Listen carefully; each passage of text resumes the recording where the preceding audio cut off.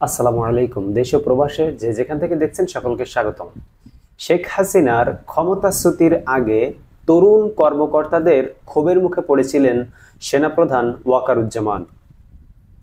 বৈষম্য বিরোধী ছাত্র আন্দোলনের নেতৃত্বে কোটা সংস্কার আন্দোলন এক পর্যায়ে রূপ নেয় সরকার পদত্যাগের এক দফায়। পুলিশ বাহিনী যখন পরিস্থিতি সামাল দিতে ব্যর্থ হয়, এক পর্যায়ে দেশ জুড়ে সেনা মোতায়েন করে সরকার। তাতেও শেষ রক্ষা হয়নি, দেশ ছেড়ে পালাতে বাধ্য হন শেখ হাসিনা। তবে 5 আগস্ট শেখ হাসিনা পালানোর আগে 2 আগস্টে এক কঠিন পরিস্থিতির মুখোমুখি হন সেনাপ্রধান জেনারেল ওয়াকারুজ্জামান। ওই দিন এক বৈঠকে তরুণ সেনা কর্মকর্তাদের ক্ষোভের মুখে পড়েন তিনি। খবর ভারতীয় সাপ্তাহিক সংবাদ সাময়িকী দ্য উইকেট। প্রতিবেদন অনুসারে দেশে চলমান পরিস্থিতি নিয়ে কর্মকর্তাদের সঙ্গে মতবিনিময়ের জন্য বৈঠকে ডেকেছিলেন সেনাপ্রধান। তিনি সেনা কর্মকর্তাদের ক্ষোভ প্রশমনে কিছু যুক্তি তুলে ধরেন। ওয়াকারুজ্জামান তাদের বোঝানোর চেষ্টা করেন, অগণতান্ত্রিক উপায়ে ক্ষমতা হস্তান্তর হলে বাংলাদেশ, কেনিয়া বা আফ্রিকার দেশগুলোর মতো হয়ে যেতে পারে। এ সময় তিনি কর্মকর্তাদের সংযত থাকার পরামর্শ দিয়ে বলেন, আমাদের দেশে 1970 সালের পর এমন গণবিক্ষোভ আর কখনো ঘটেনি। এটি একটি ব্যতিক্রম ঘটনা, সবাইকে ধৈর্য ধরতে হবে।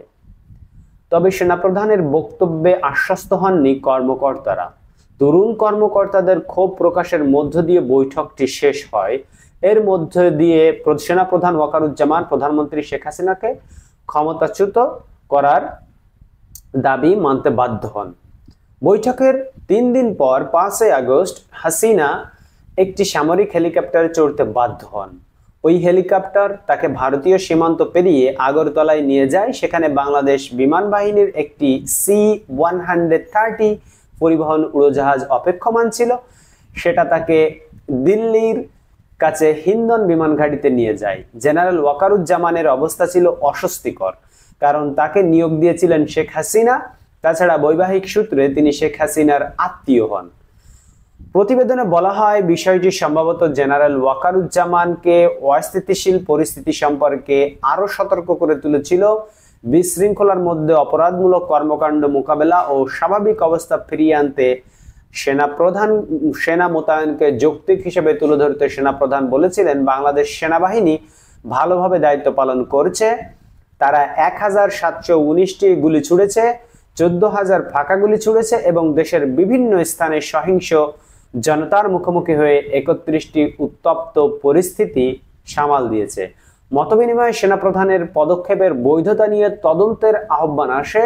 তরুণ মেজর মোহাম্মদ আলী হায়দার ভুইয়া সেনা মোতায়েনকালে সেনাবাহিনী যে ভূমিকা রেখেছে তার বৈধতা নিয়ে প্রশ্ন তোলেন।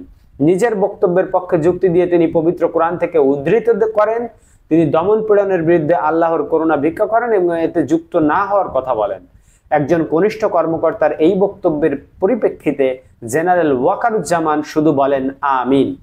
নারী কর্মকর্তা মেজর হাজেরা জাহান এই ঘটনার শিশুদের প্রাণহানি ও এর ন্যায্য বিচার হওয়ার উপর গুরুত্ব দেন। তিনি উদ্ভূত পরিস্থিতিতে সেনাবাহিনীর উপর জনগণের অসন্তোষ বাড়তে থাকা নিয়ে উদ্বেগ প্রকাশ করেন।